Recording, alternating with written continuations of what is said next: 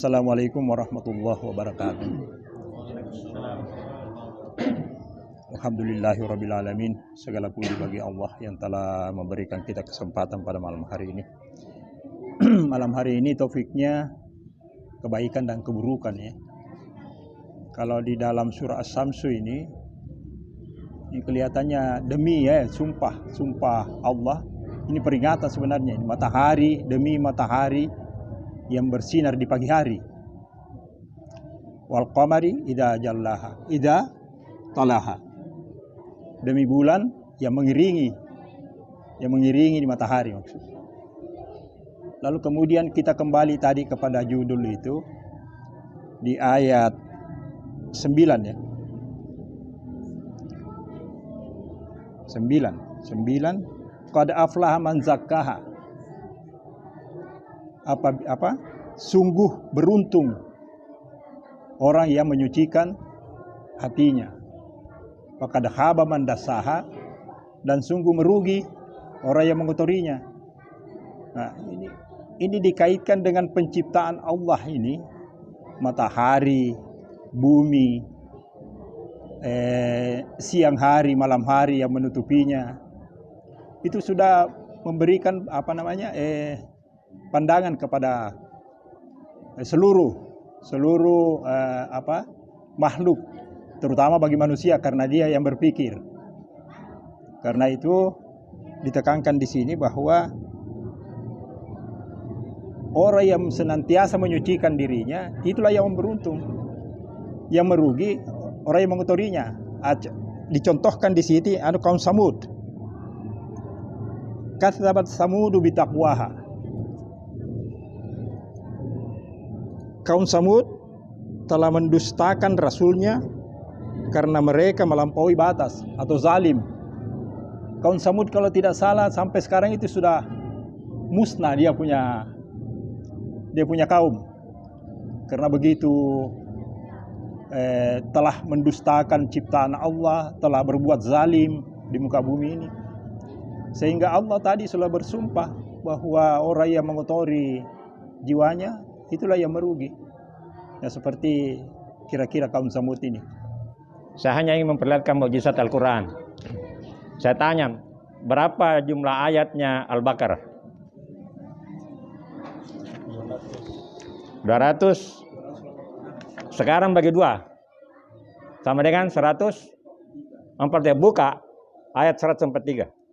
Coba dibuka. Di situ dia katakan, wa kadzalika ja'alnakum ummatan wasatan. Di tengah-tengah Al-Baqarah disimpan bahwa demikianlah kami jadikan kau umat di tengah-tengah. Jadi tidak ekstrim, tidak boleh ekstrim. Tidak boleh kita mencelah. Sama ungkapan Ainun itu, dia kan seniman. Yang paling tahu maksud daripada ungkapan seniman adalah dia sendiri. Tapi saya memaknainya itu. Jangan keterlaluan. Kita umat di tengah-tengah. Ini dia Al-Baqarah. Disimpan di tengah-tengah di surat terpanjang 143. Wa kadzalika ja'alnakum ummatan wasatan. Dia simpan di tengah-tengah. Dan inilah salah satu mukjizat Al-Quran. Disimpan di tengah-tengah ayat ini. Kau umat di tengah-tengah. Ekstrim itu artinya keterlaluan. Jadi tidak ekstrim kiri, tidak ekstrim kanan. Di tengah-tengah. Artinya itu tadi. Jangan kita terlalu banyak mencela, jangan juga terlalu banyak memuji. Kita selalu di tengah-tengah. Seperti ini. Jadi inilah Quran, farakah. Artinya membedakan. Farakah itu memisahkan atau membedakan. Ya. Jadi saya kira itu, saya cocok dengan hati nurani. Tapi hati nurani tersentuh oleh ajaran. Setelah dapat ajaran, baru hati nuraninya bicara. Tapi kalau tidak tersentuh oleh ajaran, tetap dia buta. Jadi dia merasa tidak baik karena dia tersentuh oleh ajaran. Gitu. Saya menanggapi dari pertanyaan Pak Iqbal yang mengatakan tadi seniman itu siapa? MH Ainun Majid mengatakan bahwa kesalahan adalah kebenaran yang tertunda.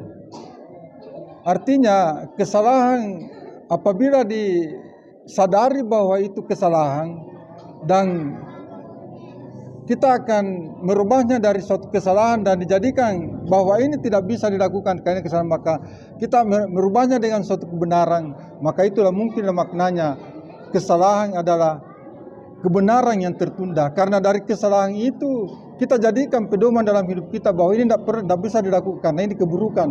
Bahwa kita ganti dengan keburukan itu dengan kebaikan. Terus yang kedua ucapannya apa itu?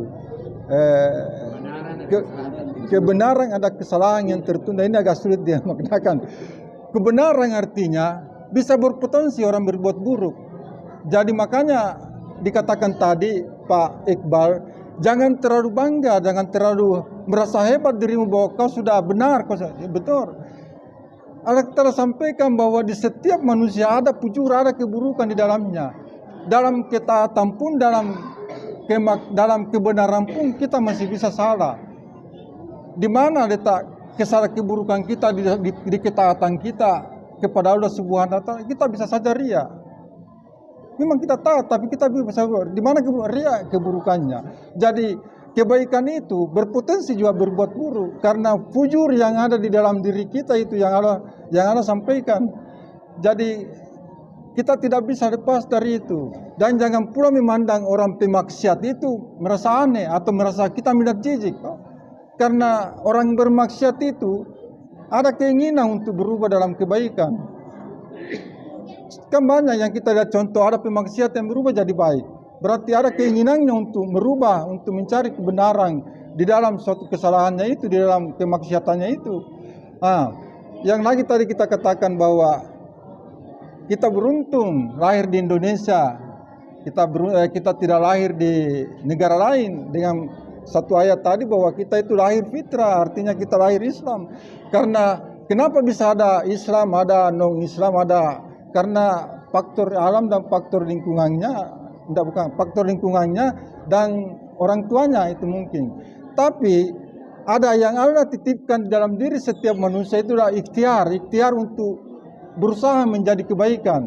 Jadi suatu kesalahan itu diberikan kesempatan untuk mencari kebenaran itu. Ikhtiar itu yang dititipkan Allah Subhanahu wa taala ke dalam diri manusia untuk mencari suatu kebenaran. Walaupun dia ceritanya non-Islam, tapi dia tetap diberikan ikhtiar untuk berusaha untuk mencari kebenaran itu.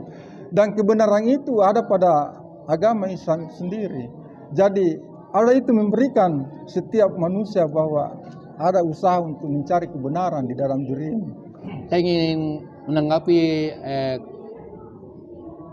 pertanyaan dari moderator tadi, bahwa Allah menciptakan manusia, dalam diri manusia itu ada keburukan dan kebaikan.